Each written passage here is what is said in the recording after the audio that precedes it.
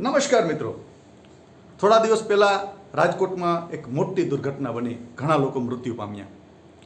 અને આ ઘટના પછી તંત્ર જે પણ ગેમ ઝોન આખા રાજ્યમાં આવ્યા છે ત્યાં તપાસ આદરી દીધી અને જ્યાં પણ ચેક કરવા જાય છે અને કોઈ પણ ભૂલ હોય તો બંધ કરાવે છે.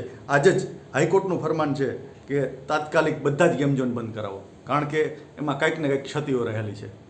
તો આ વિષય પર લખેલી એક રચના મારે તમને આજે સંભળાવી છે કે ઘોડા છૂટી ગયા પછી જાગ્યું છે તંત્ર. ઘોડા છૂટી ગયા પછી જાગ્યું છે તંત્ર, જાગ્યા તો જાગ્યા સફાળા. ઘોડા છૂટી ગયા પછી જાગ્યું છે તંત્ર, જાગ્યા તો જાગ્યા સફાળા. હવે મારે છે તબેલાને તાળા, હવે મારે છે તબેલાને તાળા. અને લગરીક પણ ભૂલ હોય તોય ના ચલાવે. અત્યારે કેવું હાલે છે કે લગરીક પણ ભૂલ હોય તોય ના ચલાવે. આજે પાડે છે જાપાનના ચાળા, હવે મારે છે તબેલાને તાળા, હવે મારે છે તબેલાને તાળા.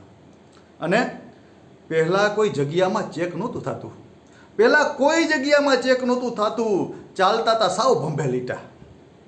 પહેલાં કોઈ જગ્યામાં ચેક નહોતું થતું, ચાલતા હતા સાવ ભંભે લીટા.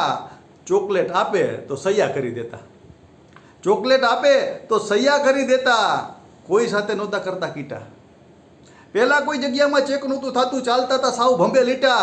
ચોકલેટ આપે તો સૈયા કરી દેતા હતા, કોઈ સાથે નહોતા કરતા કીટા.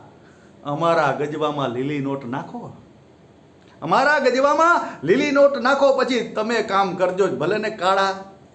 હવે મારે છે તબેલાને તાળા, હવે મારે છે તબેલાને તાળા. અને એક બીજો પાસો આ ઘટના ઉપરનો કે અધિકારી ઘણીવાર કાળું કામ રોકે.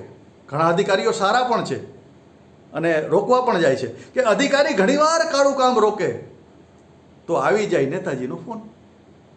અધિકારી ઘણીવાર કાળું કામ રોકે તો આવી જાય નેતાજીનો ફોન. સાહેબ તમે જરા ધ્યાન રાખજો, સાહેબ તમે જરા ધ્યાન રાખજો, ખબર તો છે ને હું છું કોણ. અધિકારી ઘણીવાર કાળું કામ રોકે તો આવી જાય નેતાજીનો ફોન. અને સાહેબ તમે જરા ધ્યાન રાખજો, ખબર તો છે ને હું છું કોણ.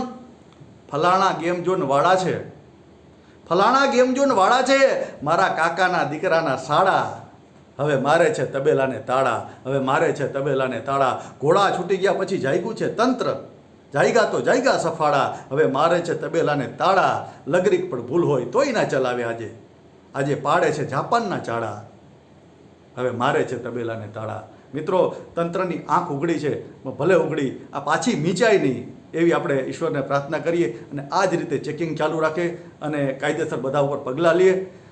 જે લોકો નિર્દોષ મરાણા છે એને ન્યાય મળે એવી પ્રાર્થના સાથે નમસ્કાર. ફરી મળીશું કોઈક રચના સાથે.